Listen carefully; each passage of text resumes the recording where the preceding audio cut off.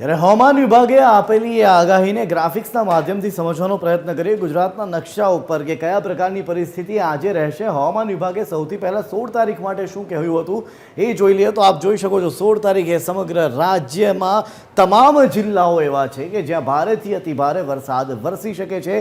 ગાજવીજની સાથે વરસાદ વરસી શકે છે. આજનો દિવસ ખૂબ જ ભારે રહી શકે છે, કારણ કે આજે જે પ્રકારના દ્રશ્યો એક બાદ એક સામે આવ્યા છે અલગ અલગ જિલ્લાઓમાં, પછી એ હોય ભાવનગર કે પછી એ હોય અમરેલી, તમામ જિલ્લાઓમાં ઘોડાપુર આવ્યું હોય એવી પરિસ્થિતિનું નિર્માણ થયું છે.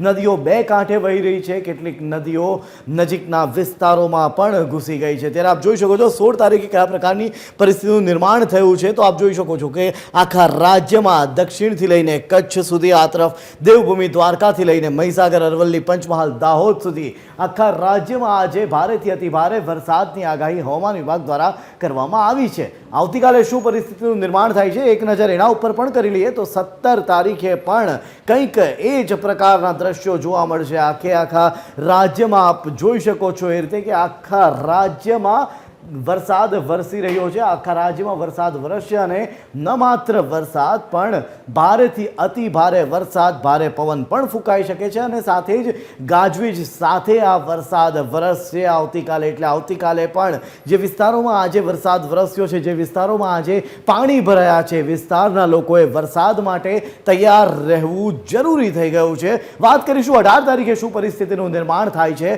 તો 18 તારીખે આપ જોઈ શકો છો 18 તારીખે પણ કચ્છ, મોરબી, સુરેન્દ્રનગર, જામનગર, દેવભૂમિ દ્વારકા, પોરબંદર, જુનાગઢ, ગીર સોમનાથ, રાજકોટ, અમરેલી, ભાવનગર, બોટાદ, આ એ જિલ્લાઓ છે કે જ્યાં ભારેથી અતિ ભારે વરસાદ વરસશે. પણ ત્યારબાદ એક વખત નજર આપણે આ દક્ષિણથી લઈને સાબરકાંઠા સુધી, એટલે કે વલસાડથી લઈને સાબરકાંઠાના તમામ જિલ્લાઓ ઉપર એક નજર કરી લઈએ. પછી એ હોય સાબરકાંઠા, પાટણ, મહેસાણા, ત્યારબાદ અરવલ્લી, ગાંધીનગર, મહીસાગર, અમદાવાદ, ખેડા, પંચમહાલ, દાહોદ, આણંદ, વડોદરા, નર્મદા, ભરૂચ, છોટાઉદેપુર, સુરત, તાપી, નવસારી, ડાંગ અને વલસાડ, આ એ તમામ જિલ્લાઓ છે કે જ્યાં ભારે પવનની સાથે ગાજવીજ સાથે ભારે વરસાદ વરસી શકે છે. જ્યારે બાકીનો જે આ ભાગ છે કે એમાં કેટલાક વિસ્તારો એવા હશે કે જ્યાં છૂટો છવાયો વરસાદ વરસશે. પણ જે દક્ષિણના વલસાડથી લઈને બનાસકાંઠા સુધીનો જે આખો પટ્ટો જે છે કે જ્યાં ભારેથી અતિ ભારે વરસાદ ગાજવીજ સાથે 18 તારીખથી વરસી શકે છે.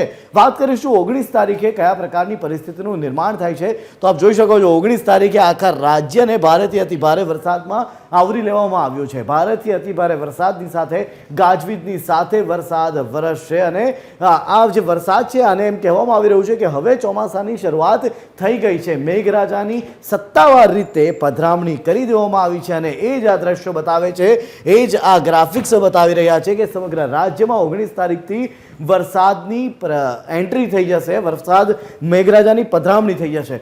20 તારીખે કયા પ્રકારની પરિસ્થિતિનું નિર્માણ થાય છે એના ઉપર પણ જો એક નજર કરીએ તો 20 તારીખે કચ્છ, મોરબી, સુરેન્દ્રનગર, બોટાદ, જામનગર, દેવભૂમિ દ્વારકા, પોરબંદર, જુનાગઢ, ગીર સોમનાથ, રાજકોટ, અમરેલી, ભાવનગર, બોટાદ, આ એ જિલ્લાઓ છે કે જ્યાં છૂટો છવાયો વરસાદ વરસશે. એટલે કે 20 તારીખે ક્યાંક થોડું વરસાદનું જોર ઘટશે, પણ બનાસકાંઠા, પાટણ, મહેસાણા, સાબરકાંઠા, અરવલ્લી, ગાંધીનગર, મહીસાગર, અમદાવાદ, ખેડા, પંચમહાલ, દાહોદ, આણંદ, વડોદરા, નર્મદા, છોટાઉદેપુર, ભરૂચ, સુરત, તાપી, ડાંગ, નવસારી અને વલસાડ, આ એ જિલ્લાઓ છે કે જ્યાં ભારેથી અતિ ભારે વરસાદ વરસી શકે છે. સાથે જ ગાજવીજ સાથે વરસાદ વરસશે. એટલે કે આ એ વિસ્તારો છે કે જેના લોકોએ હવે સચેત